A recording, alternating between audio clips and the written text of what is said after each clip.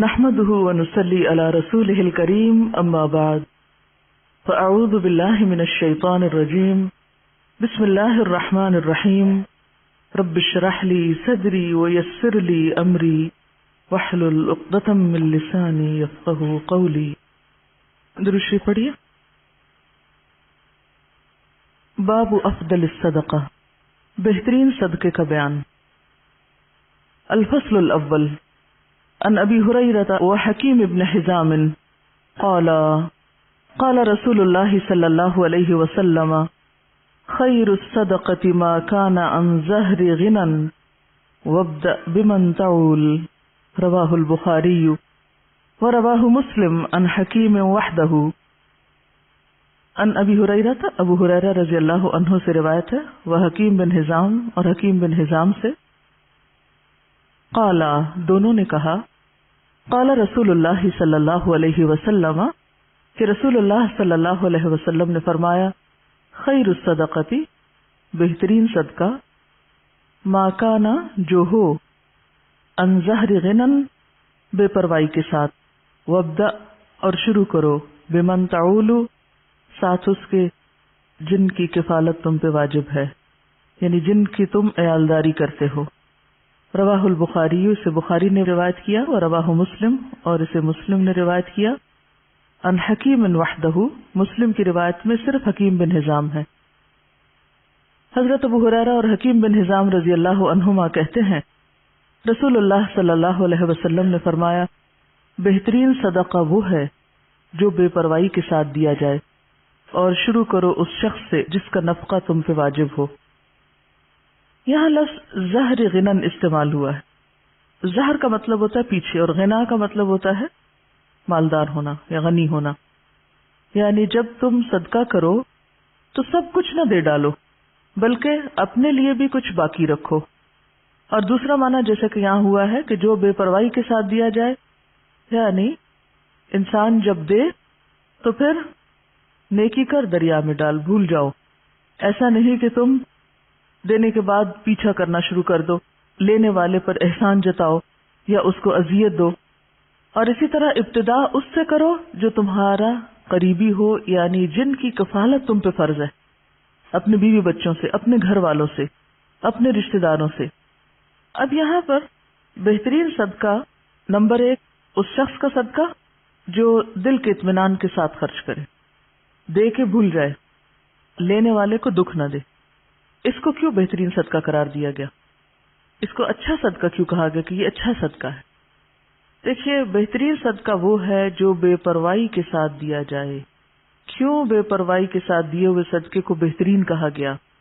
اور ظاہر کا معنی جیسا کہ آپ سب جانتے ہیں، پیٹھ یا پیچھے، غنن، غنا کے، یعنی دینے کے باوجود پیچھے بھی کچھ باقی ہے، یہ مراد ہے اس سے. اور دوسرا، اگر غنا کو غنن نفس قرار دیا جائے تو اس سے مراد یہ کہ دینے کے بعد پھر آپ فقر یا محتاجی سے نہ ڈریں، جس کو دیا اس پر احسان نہ جتائیں، اور بے فکر ہو جائیں کہ ضائع نہیں ہوگا، ریٹرن آئے گا. ہونا تو یہ چاہیے تھا کہ سب کچھ دے ڈالنے کو بہترین صدقہ کہا جائے، لیکن یہاں یہ کہا جا رہا ہے کہ سب کچھ دے ڈالنا بہترین صدقہ نہیں. بہترین صدقہ وہ ہے کہ جب آپ دیں تو دینے کے بعد آپ خود محتاج نہ ہو جائیں. قرآن پاک میں اس کے بارے میں ایک آیت آتی ہے، کیا؟ وَلَا تَجْعَلْ يَدَكَ مَغْلُولَةً إِلَىٰ عُنُقِكَ وَلَا تَبْسُطْهَا كُلَّ الْبَسْطِ فَتَقْعُدَ مَلُومًا مَحْسُورًا. لا تبسطها كل البسط، اسے روکا گیا ہے، سب کچھ دے ڈالنے سے روکا گیا ہے. کیوں؟ فتقعد ملوما محسورا، ورنہ تم خود عاجز، محتاج، درماندے، ملامت زدہ ہو کے بیٹھ جاؤ گے، خود لوگوں کے آگے ہاتھ پھیلانے لگو گے. اور بہترین صدقہ کون سا ہے؟ جو تم سب سے پہلے اپنے گھر والوں کے اوپر خرچ کرتے ہو. اب گھر والوں پہ خرچ کرنا فرض ہے، تو فرض کی ادائیگی پر اجر بھی زیادہ ہے، جیسے نفل پر بھی ثواب ہے. لیکن اگر آپ فرض نماز چھوڑ کر نفل پڑھ رہے ہیں تو نفل فائدہ مند نہیں، پہلے فرض ادا کریں. اسی طرح جب آپ باہر دینے لگے تو پہلے دیکھ لیں کہ گھر والوں کے پاس ہے یا نہیں. اب آپ سوچ رہے ہوں گے کہ وہ پھر ان صحابی نے گھر والوں کو بھوکا چھوڑ کے دوسروں کو کیوں دیا؟ بتائیے. ہر حکم کے اندر استثنائی صورتیں موجود ہوتی ہیں. جیسے غزوہ تبوک کے موقع پر حضرت ابوبکر نے جب سب کچھ دیا تو وہ ایک ایمرجنسی کی کیفیت تھی. اس وقت دین کے جغرافیائی سرحدیں جو ہیں ان کی حفاظت بھی مقصود تھی. اگر اس وقت مال خرچ نہ کیا جاتا اور بیوی بچوں اور گھر کو دیکھا جاتا تو پھر اگر دین ہی باقی نہ رہتا تو باقی کیا باقی رہتا. تو ایک بڑی ضرورت آ گئی سامنے. کچھ چیزیں ہیں جو عام حالات کے لیے ہیں اور کچھ ہیں جو خاص حالات کے لیے ہوتی ہیں. اسی طرح جس خاص کنڈیشن میں وہ شخص آیا تھا اس میں کہیں بھی اس کے لیے کھانا نہیں تھا، مسافر تھا، مہمان تھا. اور پھر وہ لفظ اگر آپ کو یاد ہو، اکرمی ضیف رسول اللہ صلی اللہ علیہ وسلم، کہ رسول اللہ کے مہمان کی عزت، یعنی یہ بھی ایک بہت بڑی بات ہے کہ کوئی شخص کہاں سے ریکمینڈ ہو کے آ رہا ہے، اس کے ساتھ مجھے کیسے معاملہ کرنا ہے. اور بعض اوقات میں بھی بھوکا، دوسرا بھی بھوکا، لیکن دوسرے کی بھوک میری بھوک سے زیادہ ہے. دو ضرورتیں سامنے آ گئی تو پھر کیا دیکھا جائے گا؟ کس کی ضرورت زیادہ ہے تو وہاں خرچ کیا جائے گا. وعن ابی مسعود قال قال رسول اللہ صلی اللہ علیہ وسلم اذا انفق المسلم نفقة على اهله وهو يحتسبها كانت له صدقة متفق علیہ. وعن ابی مسعود، ابو مسعود رضی اللہ عنہ سے روایت ہے، قال، کہا، قال رسول اللہ، فرمایا رسول اللہ صلی اللہ علیہ وسلم نے، اذا انفق، جب خرچ کرتا ہے، المسلم، مسلمان، نفقتن، کوئی خرچ، علی اہلہ، اپنے گھر والوں پر، وہوا، اور وہ، یحتسبها، ثواب کی امید رکھتا ہے اس سے، کانت، ہے، لہو، اس کے لیے، صدقہ، صدقہ. متفق علیہ، متفق علیہ روایت ہے. حضرت ابو مسعود رضی اللہ عنہ کہتے ہیں رسول اللہ صلی اللہ علیہ وسلم نے فرمایا کہ مسلمان جب اپنے اہل و عیال پہ خرچ کرتا ہے اور اس سے ثواب کی توقع رکھتا ہے تو یہ بھی اس کے لیے صدقہ ہی شمار ہوتا ہے. کتنی خوبصورت بات، کتنا خوبصورت ہے یہ دین. آپ اپنے فرائض ادا کریں لیکن احسان جتا کے نہیں. اپنے گھر والوں کو دے رہے ہیں لیکن ان پہ بھی احسان نہیں. بہت سے والدین کو دیکھا گیا کہ وہ بچوں کی تعلیم پہ اگر خرچ کرتے ہیں تو جینا حرام کر دیتے ہیں ان کا. تم پہ اتنا اتنا اتنا خرچ کر چکے ہیں. ایون اپنی اولاد کے ساتھ یا بیوی کے ساتھ بھی احسان کریں تو جتانا نہیں چاہیے. اور دوسری بات یہ ہے کہ اگر بچوں پر بھی آپ خرچ کرتے ہیں، اور خاص طور پر اگر ماں خرچ کرتی، کیونکہ باپ پر تو فرض ہے ہی، اس کو تو فرض ادا کرنے کا اجر ملے گا، لیکن اگر ماں محنت کر کے بچوں کو پال رہی ہے تو اس کے لیے دگنا اجر ہے، صدقے کا بھی اور قرابت داری کے حق کا بھی. اصل چیز کیا ہے پھر اجر کے اضافے میں؟ اصل بنیاد کس چیز کی ہے؟ نیت کی. آپ کوئی کام کیوں کر رہے ہیں؟ وعن ابی ہریرہ قال قال رسول اللہ صلی اللہ علیہ وسلم دینار انفقتہ فی سبیل اللہ ودینار انفقتہ فی رقبہ ودینار تصدقت به علی مسکین ودینار انفقتہ علی اہلک اعظمها اجرا الذی انفقتہ علی اہلک، رواہ مسلم. عن ابی ہریرہ، ابو ہریرہ رضی اللہ عنہ سے روایت ہے، قال، کہتے ہیں، قال رسول اللہ صلی اللہ علیہ وسلم، رسول اللہ صلی اللہ علیہ وسلم نے فرمایا، دینار، ایک دینار، انفقتہ، خرچ کیا تم نے اس کو، فی سبیل اللہ، اللہ کے راستے میں، ودینار، اور ایک دینار، انفقتہ، خرچ کیا تم نے اس کو، فی رقبۃ، گردن چھڑانے میں، ودینار، اور ایک دینار، تصدقت به، صدقہ کیا تم نے ساتھ اس کے، علی مسکین، اوپر مسکین کے، ودینار، اور ایک دینار، انفقتہ، خرچ کیا تم نے اس کو، علی اہلک، اپنے گھر والوں پر، اعظمها اجرا، سب سے بڑا اجر کے اعتبار سے، الذی، وہ ہے جو، انفقتہ، خرچ کیا تم نے اس کو، علی اہلک، اپنے اہل و عیال پر، رواہ مسلم، اسے مسلم نے روایت کیا ہے. حضرت ابو ہریرہ کہتے ہیں کہ رسول اللہ صلی اللہ علیہ وسلم نے فرمایا کہ ایک دینار وہ ہے جو تو خدا کی راہ میں خرچ کرے، ایک دینار وہ ہے جس کو تو غلام آزاد کرنے میں خرچ کرے 1 دینار وہ ہے، جس کو تو مسکین پر صدقہ کرے 1 دینار وہ ہے، جس کو تو اپنے اہل پر خرچ کرے، ان سب میں اپنے اعتبار سے سب سے بڑا دینار وہ ہے جس کو تو اپنے گھر والوں پہ خرچ کرے۔ آپ سب کو ایک وعدہ کرنا ہوگا مجھ سے، سب بیٹوں والی مائیں اپنے بیٹوں کو یہ حدیث لفظ لفظ پڑھائیں گی۔ سب ساسیں جو اس وقت ساس بن چکی ہیں خاص طور پر بیٹوں کو یہ حدیث سنائیں گی، یہ قرض ہے آپ پر۔ آپ کو پتا ہے بہت سے جھگڑے کہاں سے شروع ہوتے ہیں؟ کہاں سے شروع ہوتے ہیں؟ جب مرد حضرات اپنی ذمہ داری نہیں پوری کرتے۔ کیوں نہیں کرتے؟ اس کے کئی اسباب ہو سکتے ہیں۔ اس میں ایک سبب یہ ہوتا ہے کہ بیٹا کرنا چاہتا ہے، ماں نہیں کرنے دیتی، کہتے سب کچھ بیوی کو ہی دے ڈالو گے، سب کچھ بچوں پہ خرچ کر ڈالو گے۔ ٹھیک ہے، اس میں اعتدال چاہیے، سب کچھ بچوں اور بیوی کے لیے نہیں، لیکن ان کی ذمہ داری پوری کرنا، اگر مائیں یہ تعلیم اپنے بچوں کو دیں گی اور بچے آگے اپنی بیویوں کا اور بچوں کا خیال کریں گے، ان کا دھیان رکھیں گے، تو اس سے فائدہ کیا ہوگا؟ گھر میں خوشی ہوگی، گھر میں سکون ہوگا، تو آپ سب کام اچھے سے کر سکیں گے۔ اور دوسری بات یہ ہے کہ جب اپنے گھر والوں کو چھوڑ کے دوسروں کو دیا جاتا ہے، اس سے کیا ہوتا ہے نقصان؟ جو لے کے جاتے ہیں ان کے لیے دلوں میں نفرت اور عداوت پیدا ہوتی۔ پھر اوپر سے کہا جاتا ہے کہ آپ پھوپھی کے ساتھ اچھا سلوک نہیں کر رہے، آپ فلاں کے ساتھ اچھا نہیں کر رہے۔ مائیں یہ تو بیٹوں کو ضرور سکھاتی ہیں، دیکھو بہن ہے تمہاری، اس کو بھی دینا ہے، یہ بھانجے ہیں، یہ بھتیجے ہیں، یہ فلاں ہے، یہ فلاں ہے، سب کو دینا۔ نہیں سکھاتے تو کیا نہیں سکھاتے؟ بیوی کو بھی دینا۔ بیوی کا اگر وہ شوہر دل جیتیں گے تو کس کو فائدہ ہوگا؟ بالکل مدر ان لا کو ہی فائدہ ہوگا۔ لیکن اس کا یہ مطلب نہیں کہ بیویاں پھر واحد وارث بننا چاہیں سارے مال کی۔ دیکھیے مرد حضرات عام طور پر ان معاملات میں بیوی پہ بہت انحصار کرتے ہیں، وہ کہتے ہیں جدھر تم چاہو دے دو۔ اکثریت کو میں نے یہ دیکھا ہے، جو چاہو کرو۔ اب عورت کے ہاتھ میں ایک چیز آ گئی، اب ایک اور آزمائش، ہر نعمت آزمائش۔ اب اس پہ کیا فرض عائد ہوتا ہے کہ وہ سارا کچھ چھپا کے اپنے پاس ہی نہ رکھ لے۔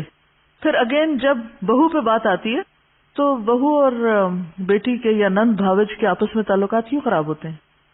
مثلا شوہر نے کچھ دیا، بہن کو نہیں دکھانا، چھپانا ہے، ساس سے بھی چھپانا ہے، اس سے بھی چھپانا ہے، اس سے بھی چھپانا ہے۔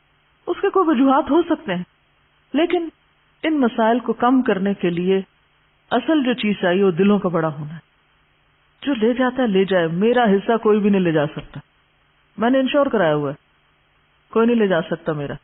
جو میرے حصے میں وہ آئے گا، اور اگر اللہ ہی نے نہیں لکھا میرے حصے میں، کسی کو دینے کی توفیق نہیں ہوگی، چاہے میں ٹکرے مار کے مروں، نہیں مل سکتا، لکھا ہی نہیں میری قسمت میں۔ تو اس لیے ان معاملات میں تھوڑی بے پرواہی کی بھی ضرورت، تھوڑی نہیں بلکہ بہت، تو دلوں کی وسعت کی بھی ضرورت ہے۔ شوہر رازق نہیں ہوتے، رازق کون ہے؟ اللہ۔ اگر وہ ہمیں دینے کی بجائے ماں کو دے رہے ہیں، بہن بھائیوں کو دے رہے ہیں، باہر کہیں دے رہے ہیں، تو اس پہ بہت جلنے کوڑنے کی ضرورت نہیں۔ جو آپ کا وہ آ جائے گا، جو اللہ نے آپ کے لیے لکھا ہے وہ کہیں سے بھی آئے گا۔ تو جب تک ہم بھروسہ اللہ کی ذات پہ نہیں کریں گے نا تو بات نہیں بنے گی۔ یہ قصہ سنا رہی ہیں کسی کا کہ بیٹا جاب بھی کرتا تھا، بزنس بھی کرتا تھا، جو مال کماتا تھا ماں کو لا کے دیتا تھا۔ عام طور پہ ایسے ہی ہوتا ہے، بچے ماں سے اٹیچڈ ہوتے ہیں، سب کچھ انہیں کو سمجھنے لگا۔ اب ہوا کیا کہ جب شادی ہوئی تو بیوی کا مطالبہ شروع ہوا، لیکن وہ ساس جو تھی وہ ان کو عادت نہیں تھی دینے کی یا شیئر کرنے کی۔ تو اب نقصان کیا ہوا کہ بہو جو ہے وہ مسلح پہ بیٹھ گئی، یار رب بزنس خراب ہو، نہ مجھے دے نہ اس کو دے، کسی کو بھی نہ ملے۔ ہاں پھر لوگ انتہا پسندی میں یہاں تک پہنچ جاتے ہیں کہ اگر میرا نہیں تو کسی کا بھی نہیں۔ تو یہ طرز عمل بھی درست نہیں۔ یاد رکھیے کوئی بھی اصلاح ہو نہیں سکتی جب تک کہ دو طرفہ، دونوں طرف سے دل نہ بڑا کیا جائے، دونوں فرائض ادا کرنے میں نہ لگ جائے۔ اگر دونوں حقوق مانگنے میں لگ گئے تو مسئلہ خراب ہوگا۔ تو یہاں پر آپ دیکھیے کہ خیر کے کاموں میں خرچ کرنے کا بھی اجر بتایا گیا، لیکن اس کے ساتھ ساتھ اہل و عیال پہ خرچ کرنا بھی باعث اجر و ثواب ہے۔ اور ذمہ داری میں نے آپ پہ امانت ڈال دی ہے، بیٹوں کو یہ حدیث سنانی ضرور ہے اپنی زبان سے۔ وَأَنْ ثَوْبَانَ قَالَ قَالَ رَسُولُ اللَّهِ صلی اللہ علیہ وسلم افضل دینار ينفقه الرجل دینار ينفقه على عیاله وَدِينَارٌ يُنْفِقُهُ عَلَى دَابَّتِهِ فِي سَبِيلِ اللَّهِ وَدِينَارٌ يُنْفِقُهُ عَلَى أَصْحَابِهِ فِي سَبِيلِ اللَّهِ رواہ مسلم۔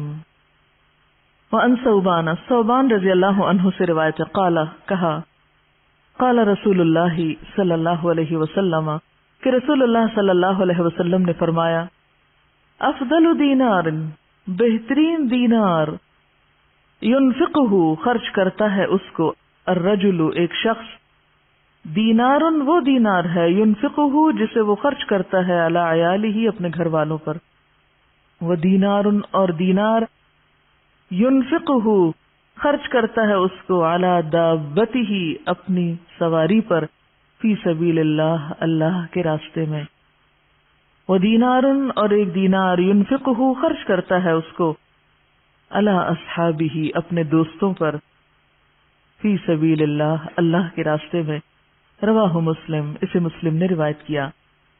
حضرت ثوبان کہتے ہیں کہ رسول اللہ صلی اللہ علیہ وسلم نے فرمایا کہ بہترین دینار جس کو آدمی خرچ کرتا ہے وہ دینار ہے جس کو وہ اپنے گھر والوں پہ خرچ کرتا ہے، اور وہ دینار جس کو وہ اپنے اس جانور پہ خرچ کرتا ہے جس کو پالا ہے اس نے اللہ کے راستے میں جانے کے لیے، اور وہ دینار جس کو وہ خرچ کرتا ہے اپنے دوستوں پر اللہ کے راستے میں، اسے مسلم نے روایت کیا۔ اب آپ دیکھیے کہ پھر سب سے پہلے گھر والوں کی بات ہے، گھر والوں کو مطمئن کرو، کیونکہ جب انسان گھر والوں کو مطمئن کر دیتا ہے نا تو وہ اس کے مددگار بن جاتے ہیں، جب وہ مددگار ہو جاتے ہیں تو ان سے بہتر مددگار پھر کوئی نہیں ہوتا، آپ کے لیے زندگی آسان ہو جاتی ہے۔ اور آپ نے دیکھا ہوگا اکثر کہ اگر گھر کے اندر چخبخ ہے، گھر کے اندر کھینچا تانی ہے، تو آپ باہر کتنا بھی سکون کا وقت گزار کے آئیں، جب تک گھر میں سکون نہیں تو زندگی بیکار ہے۔ گھر میں سکون لینے سے نہیں دینے سے آتا ہے، آپ دینے والے بن جائیں، خدمت کرنے والے بن جائیں، محبت کرنے والے بن جائیں، دینے والے بن جائیں، تو آپ دیکھیں گے کہ بہت ساری خوشیاں جو آپ کروڑوں میں نہیں خرید سکتے وہ آپ کے حسن سلوک سے آپ کو ملنے لگیں گی، آپ کی بے نیازی سے آپ کو ملنے لگیں گی، آپ کے اللہ پہ توکل اور بھروسے کی وجہ سے آپ کی طرف پلٹیں گی۔ تو یہاں پر آپ دیکھیے کہ سب سے افضل دینار گھر والوں پہ خرچ کرنا، آپ نے گھر والوں کو کھلا دیا، پلا دیا، ضرورت کی چیزیں دے دی، پوری کر دی، وہ مطمئن ہے۔ اب آپ نکلیے باہر جانے کے لیے سواری چاہیے، اور سواری اللہ کے دین کے لیے۔ آج کل کوئی دابہ یعنی کوئی جانور وغیرہ، جیسے گھوڑا گدھا تو نہیں ہوتا، لیکن گاڑیاں شاید گھوڑوں گدھوں سے بھی زیادہ خرچہ مانگتی ہیں، ہر تھوڑے دن کے بعد پیٹرول کی قیمت اوپر چلی جاتی، جب اوپر جاتی تو آپ سوچتے ہیں اوہ میرا فلاں اور فلاں وزٹ، اس کا کیا بنے گا؟ پہلا خیال یہ نہیں آتا گھر کے کاموں کو کیا، پہلا یہ آتا اوہ اب تو شاید میں پڑھنے نہ جا سکوں، اب تو شاید میں فلاں جگہ درس پہ نہ جا سکوں، پیٹرول بہت مہنگا ہو گیا۔ اب یہ جو آپ صدقہ باہر ادھر ادھر کرتے رہتے ہیں، وہ صدقہ اپنے ہی گاڑی میں کریں، یا گاڑی کی مرمت، آپ کو پتا کہ گاڑی کی مرمت بھی پھر ہزاروں مانگتی ہے، اسی گاڑی پہ لگائیں۔ اگر آپ کو کسی اور کو دینے کی نہیں بھی فرصت ملی تو جو گاڑی آپ اللہ کے راستے میں استعمال کر رہے ہیں وہ پیٹرول کھائے یا موبائل یا پھر مرمت، سی این جی، واٹ ایور، وہ کیا ہے؟ فی سبیل اللہ، صدقہ ہے۔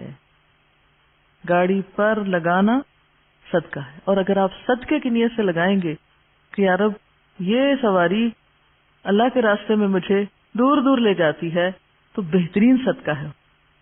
اور پھر اور بھی اچھا اگر اس گاڑی پہ آپ کچھ اور لوگوں کو بھی سوار کر لیں یا کسی کو دے دیں استعمال کے لیے۔ وَدِينَارٌ يُنْفِقُهُ عَلَى أَصْحَابِهِ فِي سَبِيلِ اللَّهِ۔ اب جب آپ اللہ کے راستے میں نکلتے ہیں تو اکیلے کہاں نکلیں گے؟ اکیلے تو نہیں نکل سکتے، ساتھ ہوں گے نا ساتھی۔ جب ساتھی ساتھ ہوں گے، کسی کو کھانا چاہیے، کسی کو سواری چاہیے، کسی کو کتاب چاہیے، کسی کو کچھ چاہیے، پہلے گھر والوں کو مطمئن کیا، پھر راستے کا انتظام کیا، پھر جہاں گئے وہاں جو آپ کے ساتھی ہیں ان کی ضروریات کا خیال رکھا، بہترین صدقہ۔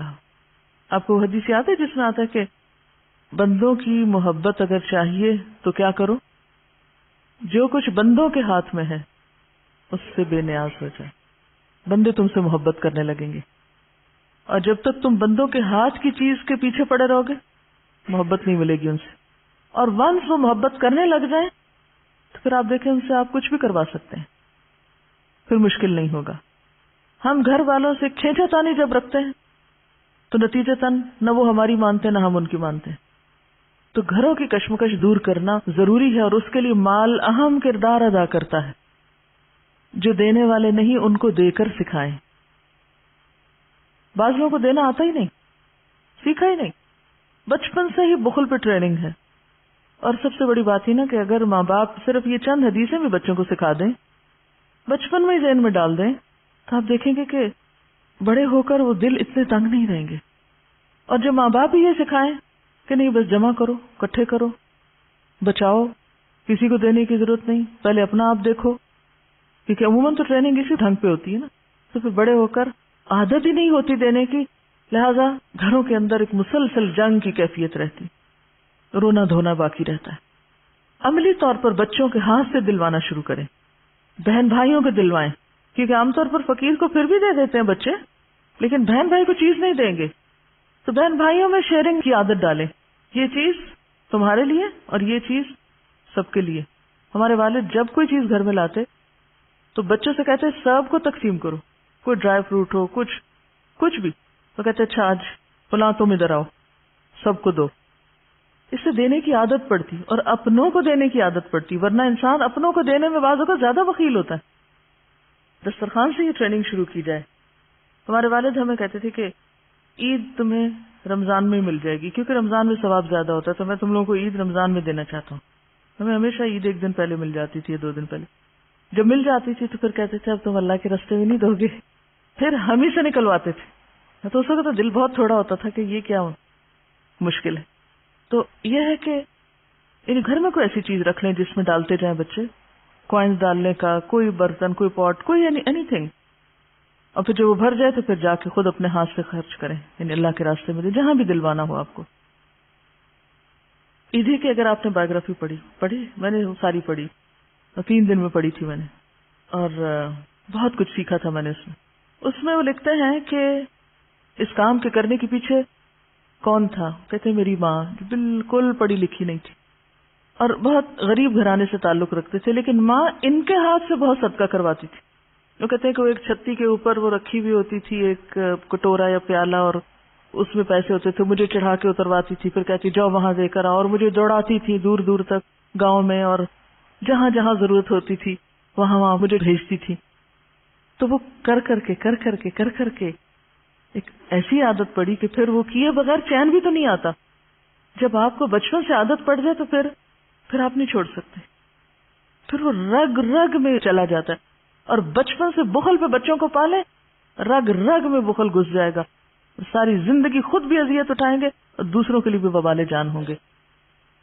کیونکہ بخیل شخص جو ہے اس کے ساتھ زندگی بسر کرنا سب سے مشکل کام ہوتا ہے. اور پھر آپ دیکھیے خاص طور پر یہ حدیث مسلم کی روایت ہے اور بڑی خوبصورت حدیث ہے، جس میں کہ فی سبیل اللہ اپنے ساتھیوں پہ خرچ کرنا، ان کی ضروریات پر. وعن ام سلمۃ قالت قلت یا رسول اللہ الی اجر ان انفق علی بنی ابی سلمہ انما هم بنیہ فقال انفقی علیہم فلک اجر ما انفقت علیہم متفق علیہ. وعن ام سلمہ سے روایت ہے، قالت کہتی ہیں قلت میں نے کہا یا رسول اللہ، اے اللہ کے رسول صلی اللہ علیہ وسلم، الی اجر کیا میرے لیے اجر ہے، ان انفق کہ میں خرچ کروں، علی بنی ابی سلمہ ابو سلمہ کے بچوں پر، انما ہم بنیہ بے شک وہ میرے بچے بھی ہیں. آپ کو معلوم ہے نا کہ حضرت ام سلمہ جو آپ کی اہلیہ محترمہ تھی، ان کی شادی پہلے ابو سلمہ سے ہوئی تھی، اور پھر وہ 4 بچے چھوڑ کر فوت ہوئے تھے، اور وہ بچے اپنے ساتھ حضور کے گھر لائی تھی. فقال تو آپ نے فرمایا انفقی علیہم ان پہ خرچ کرو، فلک اجر ما انفقت علیہم تو تمہارے لیے اجر ہے جو بھی تم ان پہ خرچ کرو گی. متفق علیہ، متفق علیہ روایت ہے. حضرت ام سلمہ کہتی ہیں کہ میں نے حضرت صلی اللہ علیہ وسلم سے عرض کیا، اے اللہ کے رسول صلی اللہ علیہ وسلم، اگر میں ابو سلمہ کے بیٹوں پر جو میرے بیٹے بھی ہیں خرچ کروں، کیا مجھ کو اس کا ثواب ملے گا؟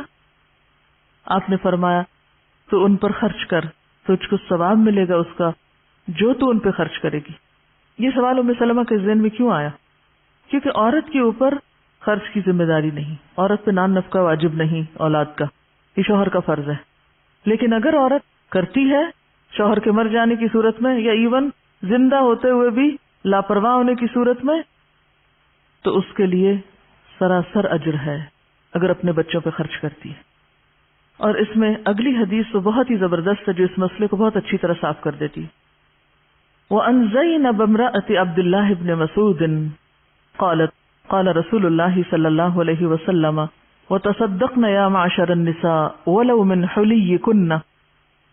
قالت فرجعت إلى عبد الله فقلت إنك رجل خفيف ذات اليد وإن رسول الله صلى الله عليه وسلم قد أمرنا بالصدقة فأته فاسأله فإن كان ذلك يجزئ عني وإلا صرفتها إلى غيركم. قالت فقال لي عبد الله بل ائتيه أنت. قالت فانطلقت فإذا امرأة من الأنصار بباب رسول الله صلى الله عليه وسلم حاجتي حاجتها. قالت وكان رسول الله صلى الله عليه وسلم قد ألقيت عليه المهابة. فقالت فخرج علينا بلال فقلنا له ائت رسول الله صلى الله عليه وسلم فأخبره أن امرأتين بالباب تسألانك أتجزئ الصدقة عنهما على أزواجهما وعلى أيتام في حجورهما ولا تخبره من نحن. قالت فدخل بلال على رسول الله صلى الله عليه وسلم فسأله فقال له رسول الله صلى الله عليه وسلم من هما؟ قال امرأة من الأنصار وزينب. فقال رسول الله صلى الله عليه وسلم أي الزيانب؟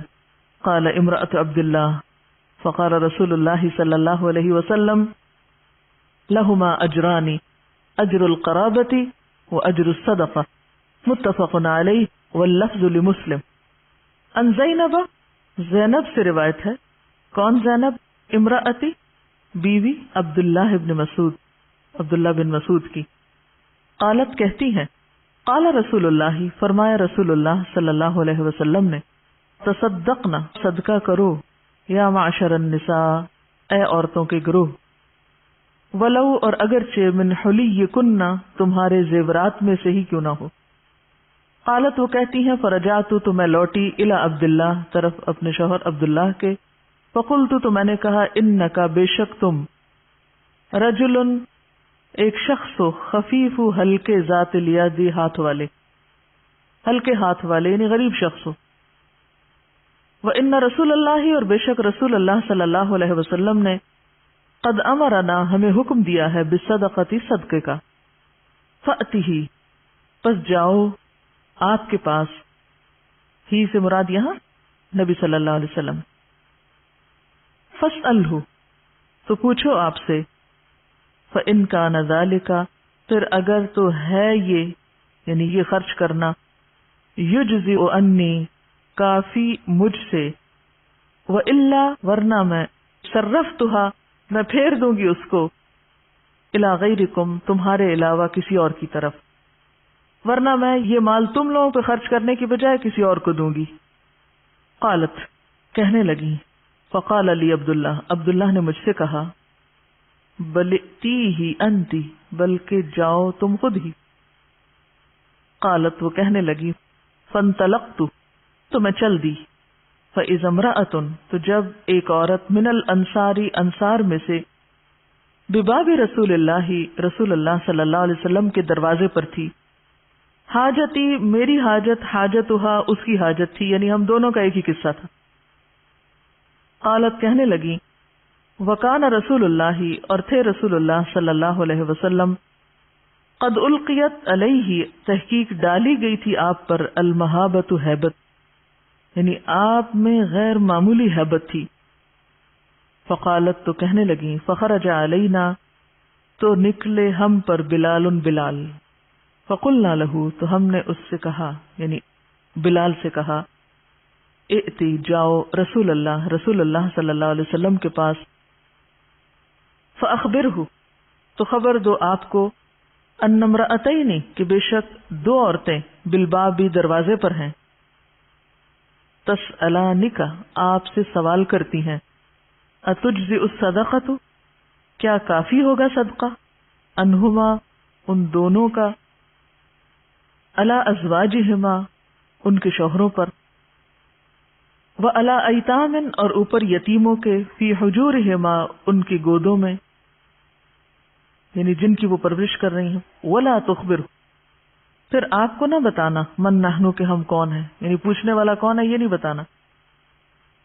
قالت وہ کہتی ہیں، فدخل بلال داخل ہوئے بلال، علی رسول اللہ صلی اللہ علیہ وسلم پر، فسألہ تو پوچھا آپ سے، فقال لہ تو فرمایا آپ کو رسول اللہ صلی اللہ علیہ وسلم نے، من ہما یہ کون ہیں دونوں، کون پوچھتی ہیں؟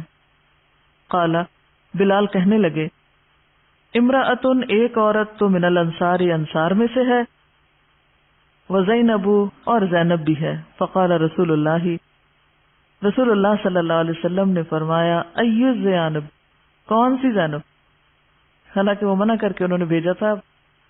قالا تو بلال کہنے لگے، امرأۃ عبداللہ بن مسعود کی بیوی ہے۔ فقالا تو فرمایا رسول اللہ صلی اللہ علیہ وسلم، رسول اللہ صلی اللہ علیہ وسلم نے، لہما ان دونوں کے لیے اجرانی دو اجر ہیں، اجر القرابتی قرابت داری کا اجر، و اجر الصدقتی اور صدقے کا اجر۔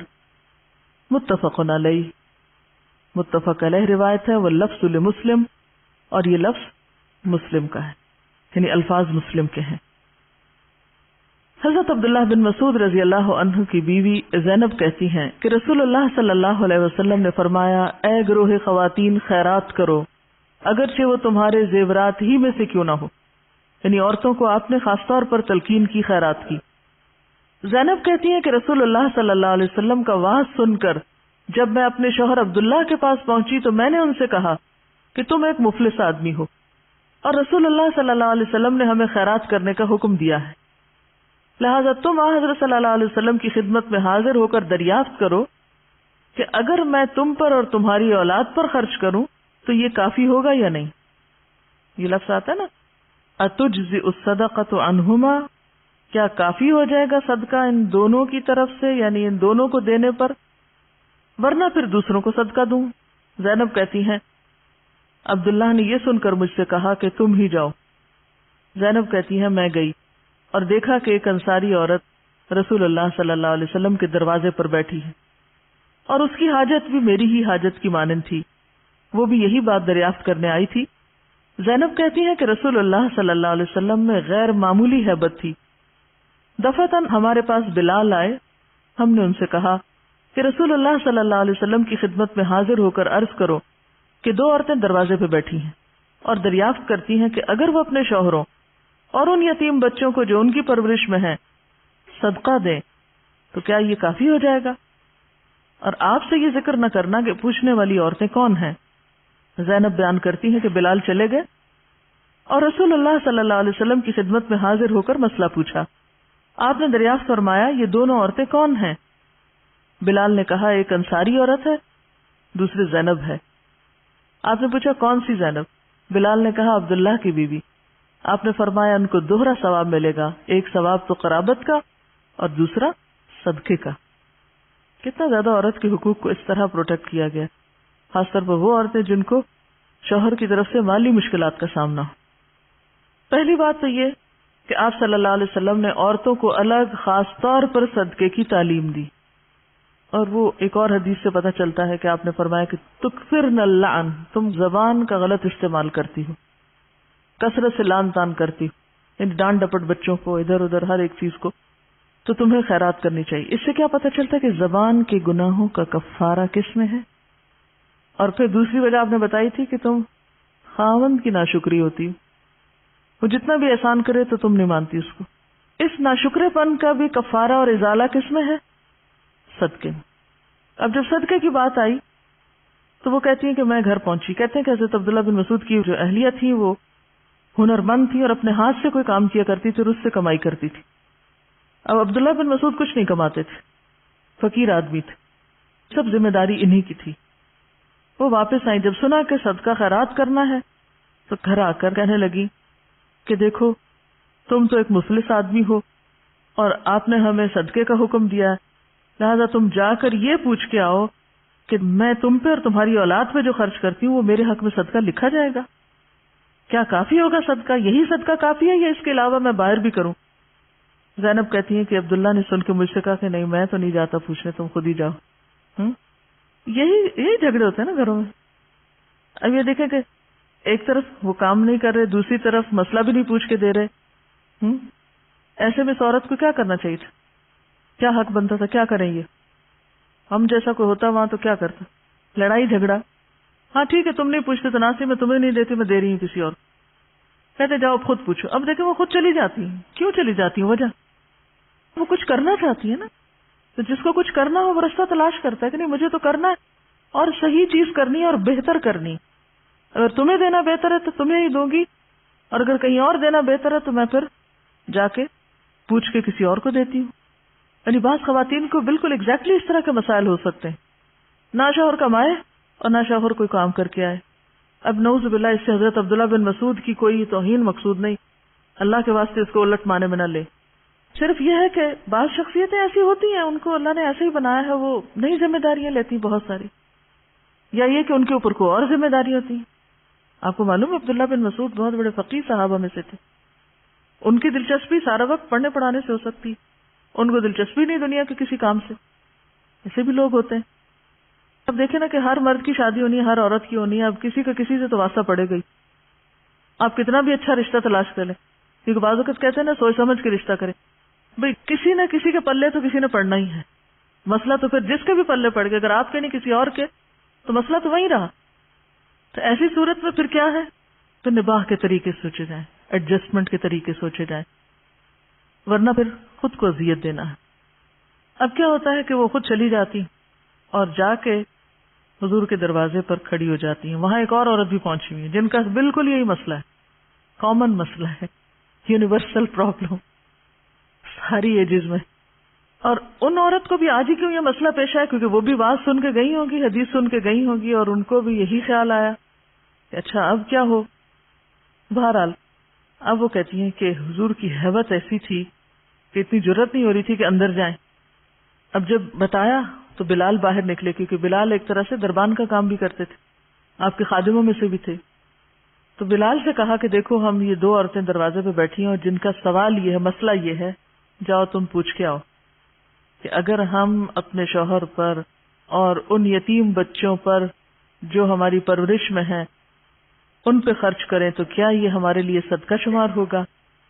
اور ساتھ ہی یہ نہیں بتانا کہ پوچھنے والا کون ہے۔ یہ بھی اکثر خواتین کی عادت ہوتی ہے، کیا کرتی ہیں، میرا نام نہ لینا۔ ایسا کیوں ہوتا ہے ویسے؟ نام کیوں چھپاتے ہیں ہم؟ لمبا سا خط لکھیں گے مشوروں سے بھرا ہوا، آپ کی خیر خواہ، کچھ سمجھ نہیں آتی کہ خیر خواہ کہاں سے تعلق رکھتا ہے۔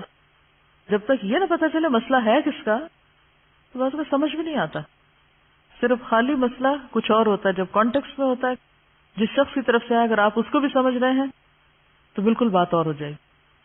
تو وہ کہتی ہیں کہ بتانا نہیں۔ اب انہوں نے تو کہہ دیا بتانا نہیں، لیکن حضرت بلال بھلا کیسے نہ بتائیں جب حضور پوچھیں کچھ؟ اس سے کیا پتہ چلتا ہے؟ لائلٹی، وفاداری آپ کے پاس ہیں، آپ کے میسج لے جا رہے ہیں، لا رہے ہیں، تو یہ وفاداری بے حد ضروری ہوتی ہے، کیونکہ بعض اوقات آپ کہیں کام کر رہے ہیں، باہر سے لوگ آتے ہیں، وہ کیا کہتے ہیں، ان کو فیور دیا جائے اور جس کے آپ کام کر رہے ہیں اس کے وفادار نہ ہوں۔ تو ایسے میں پھر دو میں سے کس کا وفادار ہونا ہے آپ کو؟ مالک کا وفادار۔ اور جھوٹ بھی تو نہیں بول سکتے، کیسے نہ بتائیں؟ اور بتانے میں حرج بھی تو کوئی نہیں تھا، اس میں کون سی ایسی بڑی بات تھی، وعدہ بھی نہیں کیا تھا اور کوئی راز کی بات نہیں تھی۔ پھر اس میں آپ دیکھیے کہ آپ صلی اللہ علیہ وسلم نے کیوں اتنی تفتیش کی، یعنی کیوں اتنی تفصیل سے پوچھا؟ تو یہ یاد رکھیے کہ جب آپ کسی کے سامنے اپنا مسئلہ پیش کریں تو ذرا اپنا تعارف بھی ضرور کرائیں۔ بیک گراؤنڈ کا پتہ نہ ہو تو جو مفتی ہے وہ آپ کو ایسا جواب دے گا کہ جو آؤٹ آف کانٹیکسٹ ہوگا۔ بعض اوقات ہم ادھوری بات لکھ دیتے ہیں اور مفتی کو بھی آزمائش میں ڈال دیتے ہیں، اور پھر مفتی بھی آج کل آگے پیچھے کچھ نہیں پوچھتے، وہ کہتے ہیں ہماری ذمہ داری نہیں تفتیش کرنا۔ اور پھر آپ دیکھیے کہ سب سے پہلی مثال تو خود حضرت خدیجہ کی ہے، جنہوں نے اپنے شوہر پر خرچ کیا۔ ان کو کیا صلہ ملا اس کا؟ سب میں زیادہ مالدار خاتون تھیں حضرت خدیجہ، لیکن انہوں نے بغیر کسی آر کے اپنے شوہر پہ خرچ کیا، اگرچہ وہ ایک مشن میں تھا لیکن پھر بھی خرچ کیا۔ اب آپ دیکھیے کہ اللہ تعالیٰ کی طرف سے ان کے لیے سلام آیا اور جنت میں موتیوں کے محل کی خوشخبری آئی۔ پھر اس کے بعد آپ دیکھیے یہ دو خواتین ہیں جو اپنے شوہروں پہ اور بچوں پہ خرچ کرنے والی، اور ان کو کیا خوشخبری دی گئی کہ تمہارے لیے تو دگنا اجر ہے، شوہر خرچ کرے تو ایک اجر ہے، بیوی خرچ کرے تو دگنا اجر ہے، اور وہ صدقہ بھی شمار ہوگا۔ اسی لیے بیوی شوہر کو زکوٰۃ بھی دے سکتی ہے، جبکہ شوہر بیوی کو زکوٰۃ نہیں دے سکتا۔ حضرت زینب بیان کرتی ہیں کہ بلال چلے گئے اور رسول اللہ صلی اللہ علیہ وسلم کی خدمت میں حاضر ہو کر مسئلہ پوچھا۔ آپ نے دریافت فرمایا یہ دونوں عورتیں کون ہیں؟ بلال نے کہا ایک انصاری عورت اور دوسری زینب۔ پوچھا کون سی زینب؟ بلال نے کہا عبداللہ کی بیوی۔ فرمایا ان کو دوہرا ثواب ملے گا۔ کتنا انکریج کر کے بھیجا، کتنا پریکٹیکل ہے ہمارا دین۔ وَأَن مَيْمُونَةَ بِنْتِ الْحَارِثِ أَنَّهَا أَعْتَقَتْ وَلِيدَةً فِي زَمَانِ رسول اللہ صلی اللہ علیہ وسلم فَذَكَرَتْ ذَلِكَ لِرَسُولِ اللہ صلی اللہ علیہ وسلم فقال لو أعطيتها أخوالك كان أعظم لأجرك متفق علیہ۔ وَأَن مَيْمُونَةَ اور میمونہ بنت الحارث سے روایت ہے، یہ آپ صلی اللہ علیہ وسلم کی زوجہ محترمہ ہے، انہا کہ انہوں نے آتقت آزاد کیا، ولیدتن ایک لونڈی کو، فی زمان رسول اللہ رسول اللہ صلی اللہ علیہ وسلم کے زمانے میں، فذکرت پھر ذکر کیا، ذالک اس کا یعنی آزاد کرنے کے بعد ذکر کیا، لرسول اللہ رسول اللہ صلی اللہ علیہ وسلم کو، فقالا تو آپ نے فرمایا لو اگر آتیتھا تم دے دیتی اس کو، اخوالکی اپنے ماموں کو، کانا تھا اعظما زیادہ بڑا، لأجرکی تمہارے اجر کے لیے، متفق علیہ متفق علیہ روایت ہے۔ حضرت میمونہ بنت حارث کہتی ہیں کہ انہوں نے رسول اللہ صلی اللہ علیہ وسلم کے زمانے میں ایک لونڈی کو آزاد کیا، پھر انہوں نے اس کا ذکر رسول اللہ صلی اللہ علیہ وسلم سے کیا تو آپ نے فرمایا اگر تم اس لونڈی کو اپنے ماموں کو دے دیتی تو تم کو اجر عظیم ملتا۔ اس سے دو باتیں پتہ چلتی ہیں۔ نمبر ایک کہ عورت اپنے شوہر کی اجازت کے بغیر اپنے مال میں سے صدقہ کر سکتی، جیسا کہ حضرت میمونہ نے کیا، اور آپ نے ان کو یہ نہیں کہا کہ تم نے مجھ سے پوچھے بغیر صدقہ کر کیسے لیا، یعنی اس معاملے میں عورت کو شوہر کی اجازت کی قانوناً ضرورت نہیں، اخلاقاً ہے ضرورت، اور خصوصاً ایسے شوہر جو ہر معاملے میں شک کرتے ہوں اور گھر میں ایک فساد ہو سکتا ہو اور وہ غلط فہمی کا شکار ہو جائیں کہ معلوم نہیں یہ کس کو دیا۔ عام طور پر شوہروں کو کیا غلط فہمی ہوگی کہ میکے بھیج دیا ہوگا، یا ماں باپ کو دیا ہوگا، بہن بھائیوں کو دیا ہوگا۔ ہاں، مشکل یہ ہے کہ ہمارا جو کلچر ہے، یہ جو ہماری ثقافت ہے یہاں بر صغیر پاک و ہند کی، اس میں عورت کے پاس اسلام کے دیے ہوئے حقوق ہے نہیں۔ یعنی اسلام تو دیتا ہے آپ کو حق، آپ اپنے مال میں جو چاہیں کریں، لیکن معاشرہ آپ کو حق نہیں دیتا، تو وہ کلیش ہو جاتا ہے نا پھر۔ تو ایسے میں آپ کو پھر کس طرح جینا ہے؟ صرف قانون کے سہارے نہیں جی سکتے آپ کو حکمت کے ساتھ گھر والوں کو ساتھ لے کے چلنا چاہیے۔ صرف یہ نہیں کہنا چاہیے کہ یہ جائز اور یہ ناجائز۔ عام طور پہ ایسے موقع پہ عورتیں حدیثیں سنانا شروع ہو جاتی ہیں یا آیتیں پڑھ پڑھ کے بتاتی ہیں، اس سے گھر والے اور زیادہ چڑھتے ہیں، اور زیادہ دین کو برا بھلا کہتے ہیں، دین پڑھانے والوں کو بھی ساتھ لپیٹ لیتے ہیں۔ تو اس میں سب کی خیر اسی میں ہے کہ ایسے معاملات میں حکمت کا ثبوت دیا جائے۔ دیکھیے، اختیار کا ملنا ایک چیز ہے اور اختیار کا استعمال کرنا دوسری چیز ہے۔ ضروری نہیں کہ اگر اختیار مل ہی جائے تو انسان اس کو استعمال ہی کرتا رہے، اس کو سوچ سمجھ کے اختیار کرے جس میں نقصان کی بجائے فائدہ ہو۔ دوسری بات جو یہاں بتائی گئی وہ یہ کہ جب انہوں نے کر لیا تو شوہر کو بتایا، بالکل چوری چھپے ایسے کام نہیں کرنے چاہیے، شوہر سے ذکر کرتے رہنا چاہیے تاکہ کوئی غلط فہمی نہ ہو، بدگمانی نہ ہو، اعتماد میں لے کے ایک دوسرے کو ایسے کام کرنے چاہیے، خواہ آپ کے ذاتی مالی کیوں نہ ہو۔ دوسری بات، آپ نے ان کو کیا سجیسٹ کیا؟ اگر تم اپنے ماموں کو دیتی تو زیادہ بہتر تھا، کیونکہ ہو سکتا ہے کہ ان کے ماموں زیادہ ضرورت مند تھے۔ یہ کون تھی بلا حضرت میمونہ؟ کن کی رشتہ دار تھی؟ مشہور شخصیت ہیں، تاریخ کی جن کی یہ رشتہ دار تھی، خالد بن ولید کی. وعن عائشہ قالت یا رسول اللہ ان لی جارین فإلی ایہما اہدی قال الی اقربہما منک بابا رواہ البخاری. وعن عائشہ، حضرت عائشہ سے روایت، قالت کہتی ہیں یا رسول اللہ، اے اللہ کے رسول صلی اللہ علیہ وسلم، ان لی جارین میرے دو پڑوسی، فإلی ایہما تو ان دونوں میں سے کس کی طرف اہدی میں ہدیہ بھیجوں؟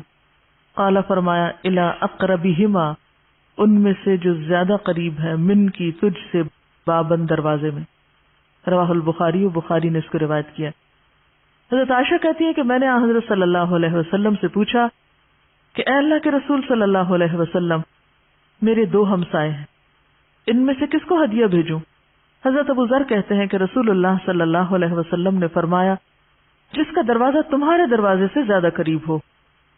اس سے کیا پتہ چلتا ہے؟ فالاقرب الاقرب وابدأ بمن تعول، ہمیشہ جہاں آپ رہتے ہوں آپ کے قریب والوں کا حق آپ پر زیادہ ہے.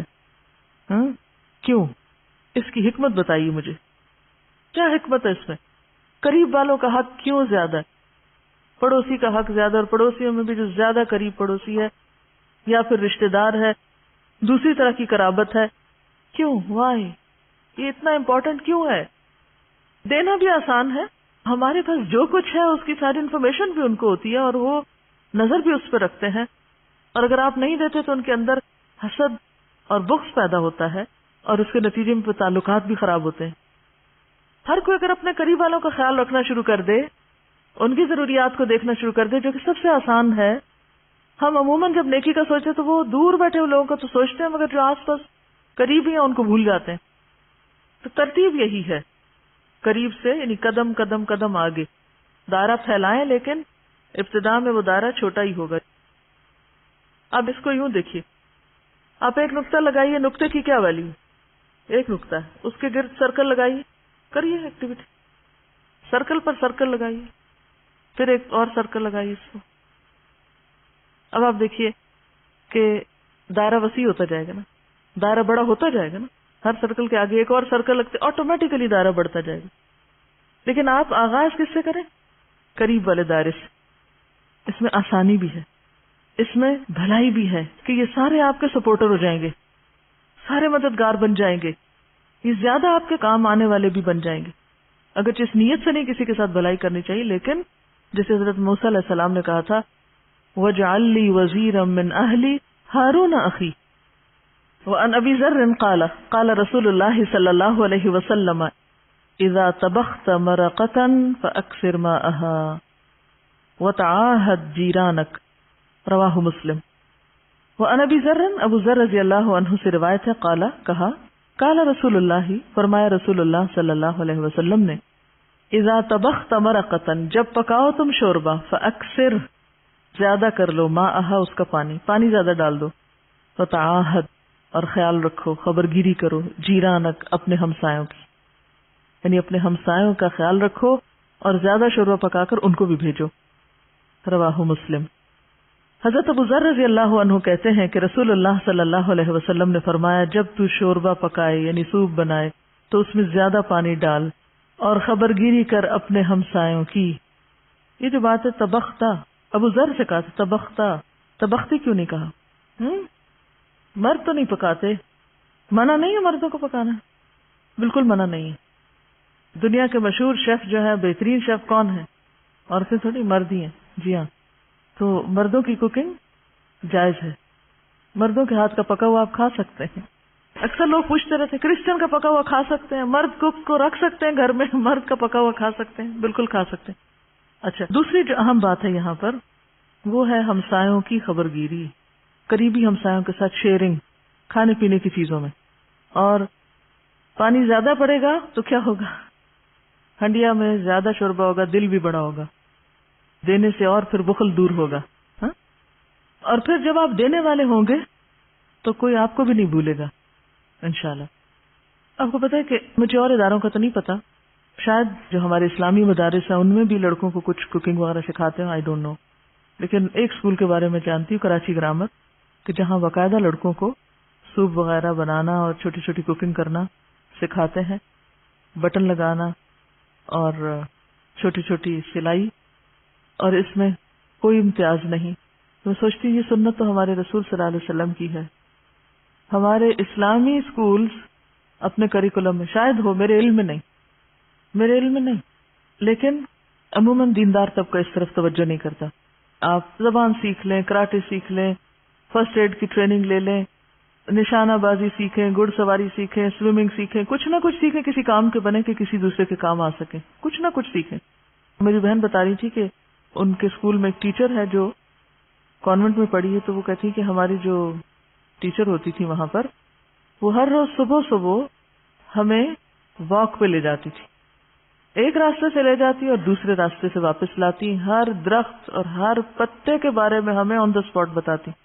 اس میں آپ دیکھیں کہ کتنی بہترین لرننگ بھی ہے، اور بچوں کو سمجھ بھی کتنا سمجھتے ہیں کہ کون بچہ توجہ دیتا ہے، کون کیسے بہیو کرتا ہے، کون سنتا ہے، کون نہیں سنتا، کون سیکھتا ہے، کون نہیں سیکھتا. لیکن آج اس طرح کی تعلیم ہم میں ناپید ہوتی چلی جا رہی ہے. یہی وجہ کہ ہمارے بچے کیا کچھ پڑھ لیتے ہیں، لیکن ان کو ایک پانی کا گلاس کسی کو پیش کرنا بعض اوقات نہیں آتا ہوتا. عملی تعلیم نہیں رہی، اور اس کی شدید ضرورت ہے. اور یہ تمام کام جو ہے، یعنی اپنے ہاتھ سے کسی کا بھی کام کر دینا، یہ سب کیا ہے؟ صدقہ. یہ بھی صدقے کی قسم. یہ کہتے ہیں کہ میرے 5 بھائی تھے لیکن ان کو کوئی کام نہیں کرنا آتا تھا، پھر شوہر ملے تو ان کو بھی کچھ نہیں آتا تھا، ان کے بیٹے ہیں بیٹی نہیں. تو انہوں نے بیٹوں کو ہر چیز کی ٹریننگ دی، حتیٰ کہ 5 سال کی عمر میں بیٹا ٹھیک ٹھاک ٹرالی لگا کے مہمانوں کو سرو کرنا جانتا تھا. اب بھی کہتی ہیں کہ میں بیٹے پر ہی گھر چھوڑ کر آئی ہوں، اور وہ گھر کے تمام کام جانتا ہے، نہیں پوری طرح لک آفٹر کر سکتا ہے. حالانکہ گھر میں 3-4 ملازم بھی ہے، لیکن اس کے باوجود کیونکہ ملازموں سے بھی کام صرف وہ لے سکتا ہے جس کو خود کام آتا ہو، تو اس میں کوئی حرج نہیں ہے. لیکن اس کا یہ مطلب نہیں ہے کہ عورت آرام سے بیٹھ جائے اور شوہر سے کام کرانا شروع کر دے. خود اٹھ کے خدمت کرے گی تو قدر پائے گی. لیکن دوسری طرف مردوں کے اندر بھی یہ آر نہیں ہونی چاہیے کہ یہ کام ہماری شان سے فروتر ہے، یہ نہیں ہونا چاہیے. وآخر دعوانا ان الحمد للہ رب العالمین. سبحانک اللہم وبحمدک، نشہد ان لا الہ الا انت، نستغفرک ونتوب الیک.